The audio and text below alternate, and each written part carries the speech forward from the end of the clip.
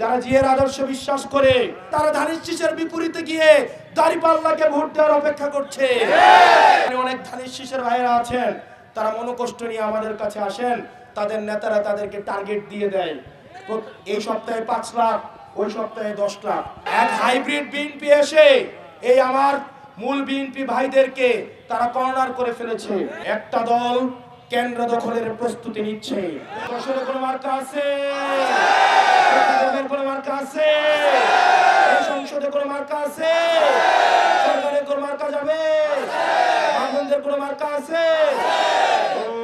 সেই মার্কা হাতের তালে মুখে বলে হলো না সংসদে সরকারে।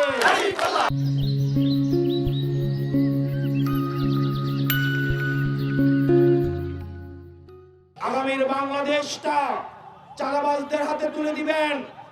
আপনার সন্তানের ভবিষ্যৎটা কি চাঁদাবাজদের হাতে তুলে দিবেন, নাকি ন্যায় ও ইনসাফের হাতে তুলে দিবেন? অনেক ধানের শীষের ভাইরা আছেন, তারা মনোকষ্ট নিয়ে আমাদের কাছে আসেন, তাদের নেতারা তাদেরকে টার্গেট দিয়ে দেয়। এই সপ্তাহে 5 লাখ, ওই সপ্তাহে 10 লাখ। তারাও এইসব থেকে মুক্তি চায়, তারাও এইসব থেকে মুক্তি চায়। আপনারা আমার এই যে তৃণমূলের যে সব নির্যাতিত নিপীড়িত বিএনপির নেতা কর্মী আছে, তাদের কাঁধে হাত রাখুন। তারা কষ্টে আছে, তারা নিজেরা নির্যাতিত মনে করছে, নিপীড়িত মনে করছে। কারণ নেতা চাঁদাবাজি করতে অর্ডার দেয়, সেটা কিন্তু কর্মীদেরকে বাস্তবায়ন করতে চায়।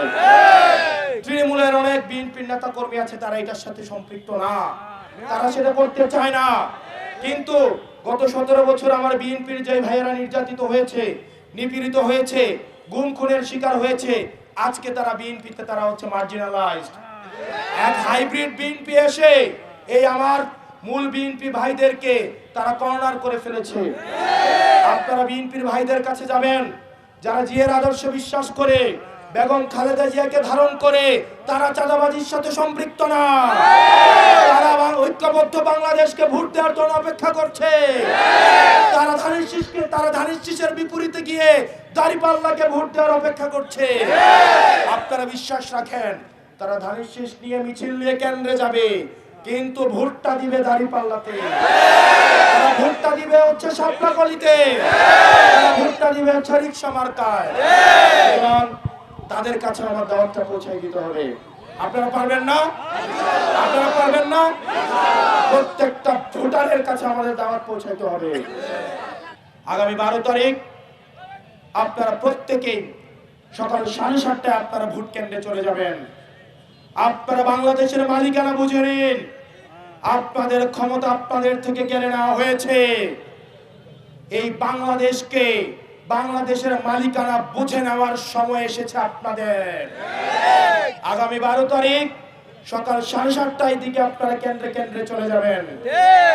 একটা দল কেন্দ্র দখলের প্রস্তুতি নিচ্ছে। বিভিন্ন পর্যবেক্ষকের নাম খুলে, নাম সর্বস্ব প্রতিষ্ঠান খুলে, বিভিন্ন পর্যবেক্ষকের মধ্য দিয়ে ভোট রিগিং করার চেষ্টা করছে।